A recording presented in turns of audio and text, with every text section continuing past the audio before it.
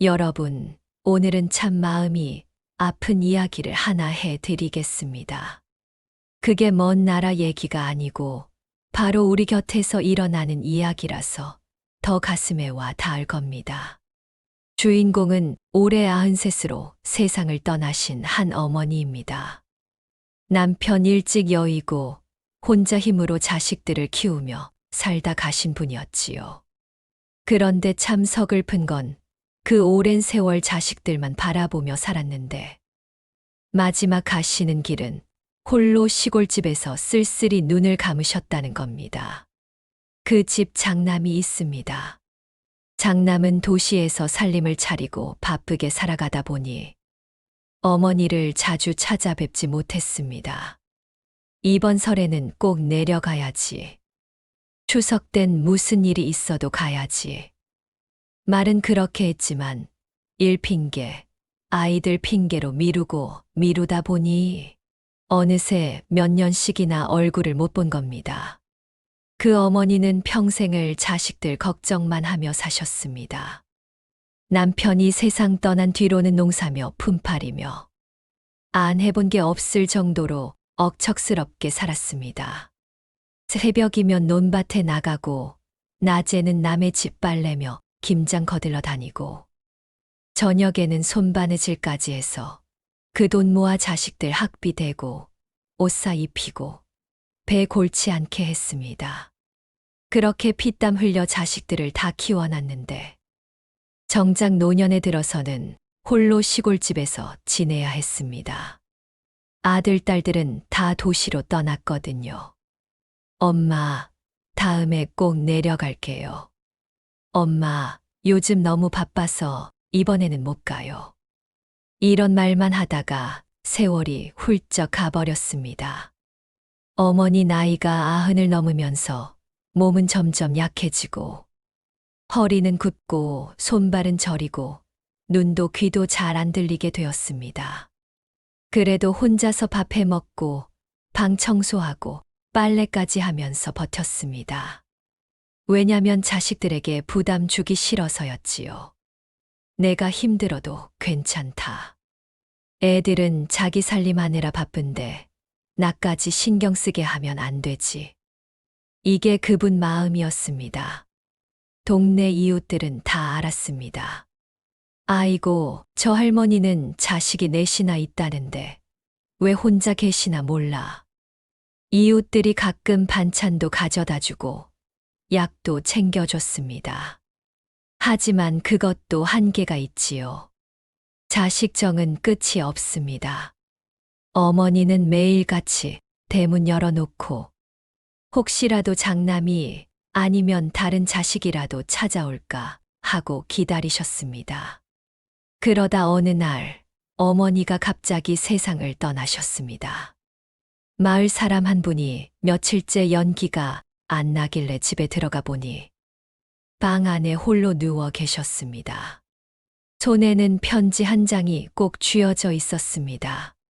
그게 바로 마지막으로 남긴 편지였습니다. 장례식에서 그 편지가 공개됐습니다. 장남이 떨리는 손으로 봉투를 열고 읽기 시작했습니다. 그 편지에는 이런 내용이 적혀 있었습니다. 내 자식들아, 나는 괜찮다. 너희가 자주 못 와도 원망하지 않는다. 나는 평생 너희 얼굴 한 번 보는 걸로도 배부르고 행복했다. 내가 떠난 뒤에도 형제끼리 싸우지 말고 서로 아끼며 살아라. 순간 장례식장은 울음바다가 되었습니다. 특히 장남은 무릎을 꿇고 펑펑 울었습니다. 어머니, 어머니, 제가 왜 이렇게 못난 자식이었을까요? 한 번이라도 더 찾아뵈었어야 했는데 왜 엄마 살아 계실 때는 그걸 몰랐을까요? 그 울음은 단순한 슬픔이 아니라 죄책감에서 터져 나오는 통곡이었습니다. 그제야 장남은 깨달았습니다. 어머니가 살아 계실 때는 늘 나중에 하며 미뤘던 게 결국 마지막이 돼버린 걸 말입니다. 여러분, 부모 마음이 그렇습니다. 자식이 와도 좋고 안 와도 괜찮다고 합니다. 하지만 속마음은 어떨까요? 자식 한 번 더 보고 싶고, 목소리라도 듣고 싶은 게 부모 마음 아니겠습니까? 그걸 알면서도 우리는 늘 핑계만 대고 나중에 한다고 미룹니다. 그러다 보면 그 나중에가 영영 오지 않는 날이 옵니다. 장례식장에서 편지를 읽던 장남의 손은 덜덜 떨리고 있었습니다.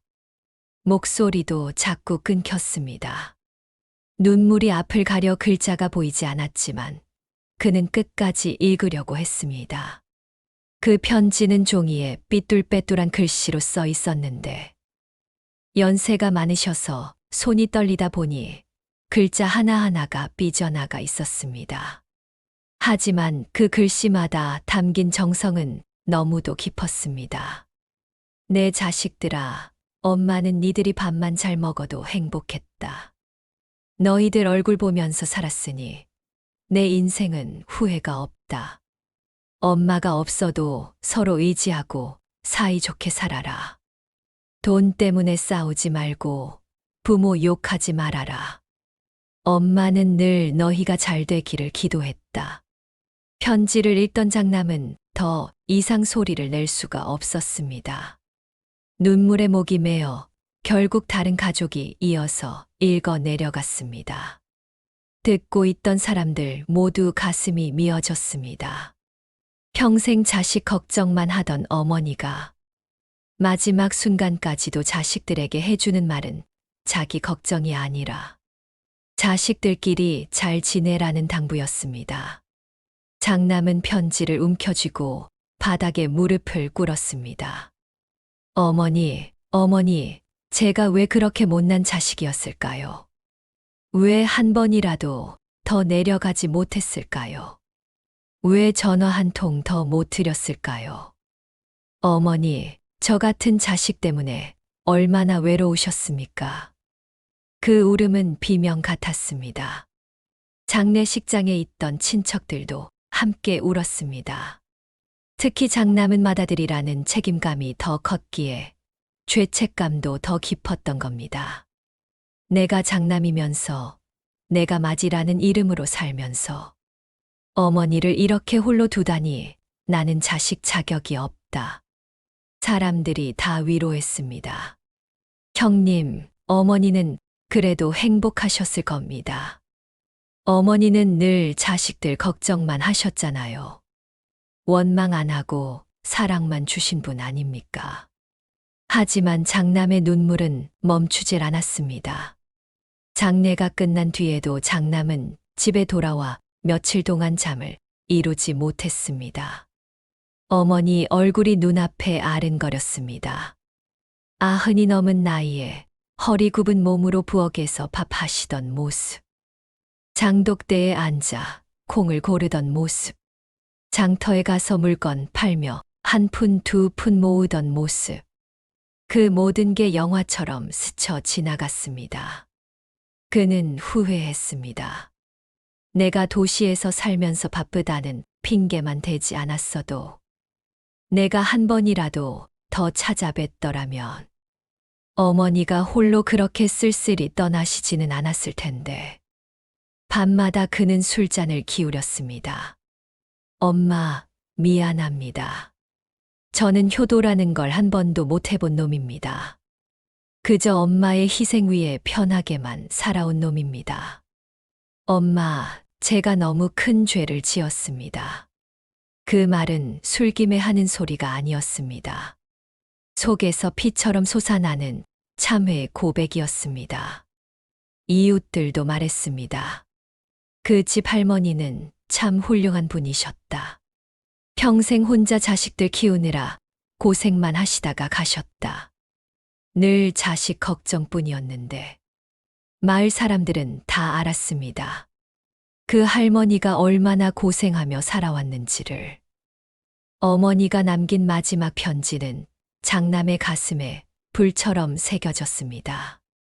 그는 편지를 액자에 넣어 거실에 걸어두었습니다. 매일 아침 출근할 때마다, 퇴근할 때마다 그 편지를 보며 스스로를 다잡았습니다. 엄마, 이제라도 제대로 살겠습니다. 내 자식들에게만큼은 부끄럽지 않은 아버지가 되겠습니다. 하지만 후회는 사라지지 않았습니다. 살아계실 때 한 번이라도 더 웃게 해드렸더라면, 한 번이라도 더 손잡아 드렸더라면, 이런 후회는 하지 않았을 겁니다. 여러분, 부모 사랑이라는 게 그렇습니다. 자식은 늘 당연하게 생각합니다. 엄마는 원래 희생하는 거지. 아버지는 당연히 나를 위해 사는 거지. 하지만 부모 마음은 단 한 번도 당연한 게 아니었습니다. 그건 전부 사랑이었고, 전부 희생이었습니다. 그걸 자식들은 뒤늦게 깨닫습니다. 부모가 세상을 떠난 뒤에야. 아, 그게 사랑이었구나. 아, 그게 희생이었구나.